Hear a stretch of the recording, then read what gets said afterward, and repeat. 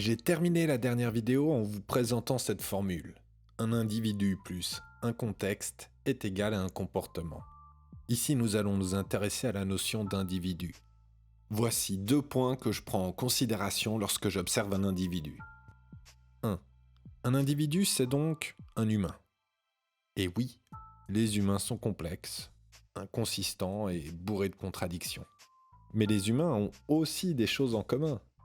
Ce sont tous des organismes vivants, qui répondent donc à des principes physiologiques immuables. Un humain qui ne respire pas, il meurt. Et un humain qui vit de la colère ou de la peur aura un shoot d'hormones, de neurotransmetteurs, qui produiront une augmentation du rythme cardiaque, une tension générale dans le corps, ainsi qu'une augmentation de la vitesse des mouvements. Nous retrouvons donc de l'universalité dans les mouvements humains. Ce sont les lois de la nature. À ces items universels viennent s'ajouter d'autres items qui dépendent de l'environnement, la culture ou l'éducation, ce qui renvoie plutôt au contexte de développement durant votre vie. Ici, ce sont des mouvements appris et qui peuvent donc différer pour chaque individu. Vous avez donc ici le premier élément à prendre en considération lors d'une analyse non verbale. Certains mouvements sont universels et d'autres dépendent du contexte dans lequel a grandi un individu. Et oui, je peux très bien imaginer que quelque part sur Terre, il existe une personne qui possède un langage non verbal en dehors de toute règle. Bien sûr, c'est possible, car on est des humains.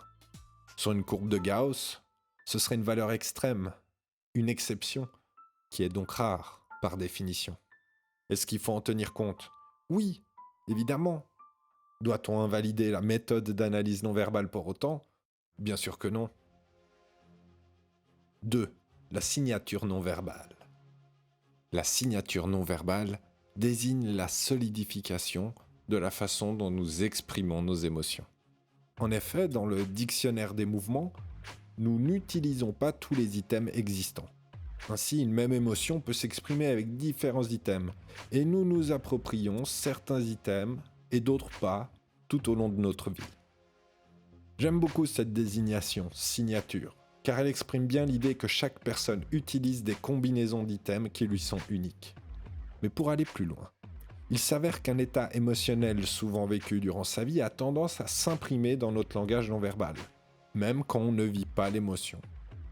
Si je vis souvent la colère durant ma vie, il arrivera un moment où mon langage non verbal produira de la colère, quand bien même je ne vis pas cette émotion.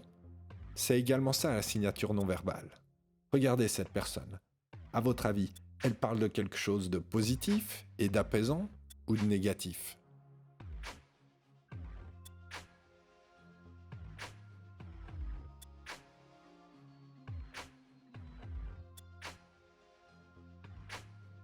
Elle parle bien de positif.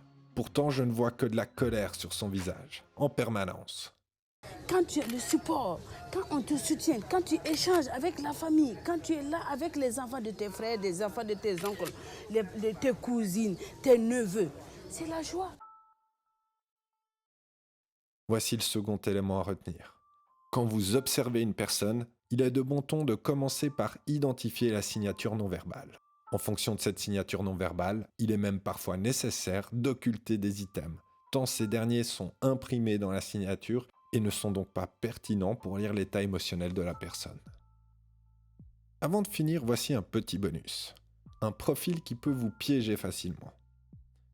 Est-il possible que quelqu'un affiche un état émotionnel sur commande ? La réponse est oui. On appelle ça la méthode Acteur Studio.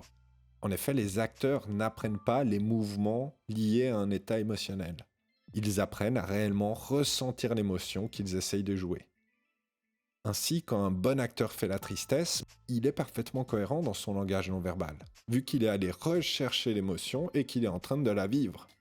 Vous avez beau être spécialiste en langage non verbal, si quelqu'un possède la compétence Acteur Studio, il sera capable de vous faire croire n'importe quoi, car il saura faire appel aux émotions qui lui permettront de rendre son propos convaincant. Et on pourrait trouver plein d'autres exemples de profils dont le langage non verbal pourrait être trompeur. Pour résumer, voici ce que je garde en tête à propos des individus pour éviter un maximum d'erreurs d'interprétation. 1. Partir du principe que je peux toujours tomber sur des exceptions.